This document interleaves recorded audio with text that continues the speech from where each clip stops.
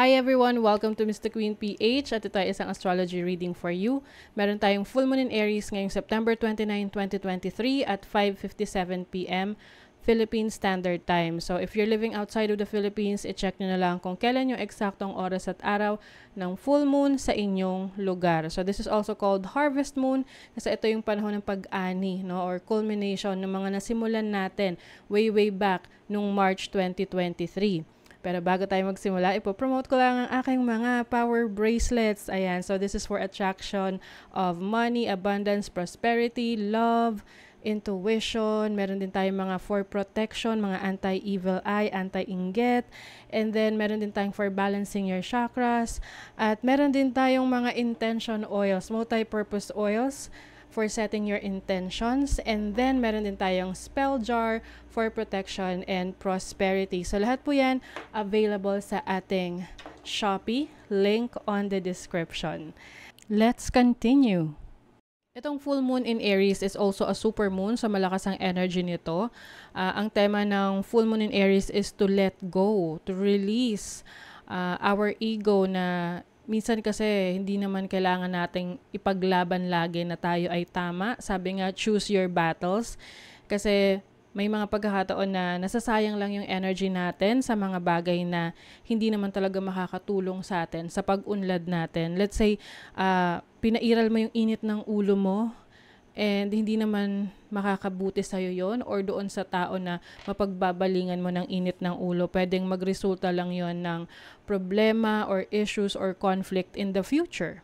So, ang opportunity rito is to release any toxic situations na meron ka and pagkakaroon ng mas mature na pag-iisip, no, pagdating sa pag-handle mo ng emotions mo, na hindi ka dapat nagpapadalos-dalos, lalo na kapag medyo mataas yung emotions mo kasi ang Aries energy is about, yung ruled by Mars yan and Mars is about aggression, initiation, very fiery yung energy niyan.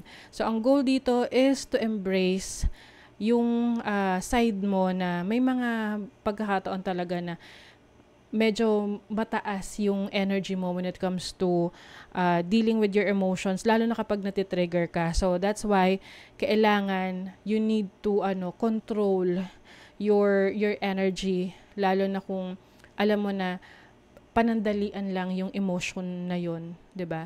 And then learning to surrender as well, na may mga bagay na hindi natin kayang makontrol at kung paiiralin natin yung init ng ulo, yung bugso ng damdamin, baka imbis na maayos ang isang problema, mas lalo lang magulo, 'di ba? And even sa pagte-take natin ng actions, minsan very impulsive tayo out of our emotions. So learn to stop, think, and reassess the situation bago tayo mag-take ng action. For you, Virgo, the moon is in your 8th house of death and rebirth, your inner debts. This is also about other people's money. So, some of you, maaring meron na kayong let go of yung mga responsibilities nyo before pagdating sa pera. No? Pwedeng mga loans, utang, ganyan. So, you might be releasing them, na i-unburden nyo yung sarili nyo about those responsibilities because you feel na it's time for you to make a change. Okay? And also, maaari kasing meron nagkakaroon to ng challenging situation sa inyong finances. May mga pagkakataon na yes, you are earning money, pero part of that money napupunta sa ibang responsibilities like yung mga loans, yung mga utang. So some of you might be releasing something na pinag-uukulan ng inyong finances or ng inyong income na alam nyong nagpapabigat lang sa expenses ninyo. So that can be a loan na you feel like you need to release it or to finally finish up alone. Oo. And yung iba naman, maaring you are becoming more focused on pagpapalago ng iyong ng kaperahan mo, no?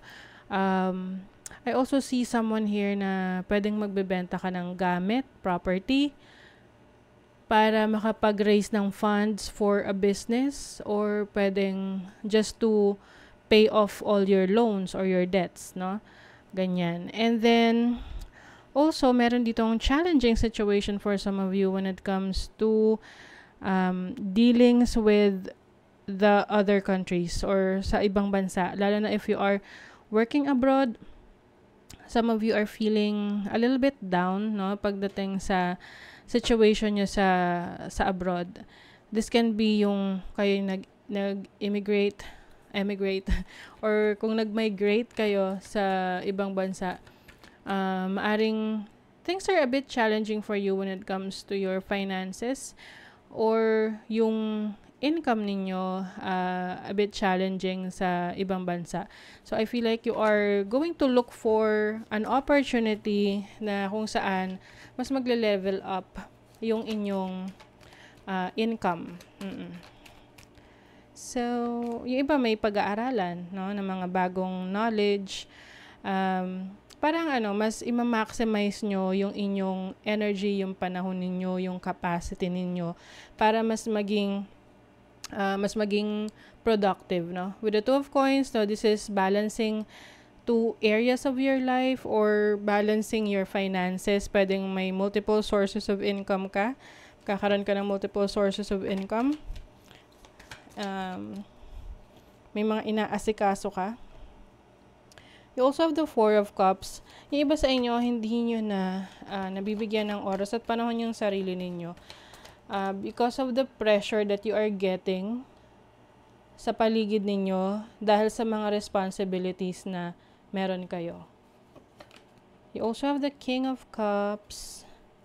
You're very caring. I mean, for you, napaka-importante yung mga mahal mo sa buhay. You want to give them or to provide for them just to make them feel comfortable. Okay? That's why, syempre, kailangan isipin mo rin naman yung sarili mo. 'Di ba? Balance lang. Importante is you're able to balance your situation. And then with the Nine of Coins, this is financial stability for you, financial independence. This can also mean buying meron kang mga bibilihin ng mga gamit or products na makakatulong sa business mo or sa pag-i-increase ng income mo. Parang pwedeng meron kang bibilihing importanteng gamit. You also have the Ten of Swords. So, yung mga stressful situations na you in the past, you are releasing them because Ten of Swords is ending. This is also, parang kahit naging mahirap sa'yo, especially related to your mental health, pwedeng you've been thinking a lot, no, nung mga nakaraan. Thinking a lot of your responsibilities, ano yung next move mo, paano mas mapauunlad yung sarili mo, a lot of things around you, and also yung responsibilities mo rin sa family mo and sa ibang tao, alam mo yun. So, naghalo-halo na. But I feel like you are letting that go, you are releasing that para mabawasan yung iyong mga dinadalang mga stress. Oo. So, this is also an energy of finally releasing that is no longer serving your highest good. Okay? So, that is your reading, Virgo. Kung nagustuhan nyo ito, naka-resonate kayo, mag-comment kayo dyan, like, share, subscribe para lagi kayong updated sa ating mga readings. Thank you so much, Virgo. See you again.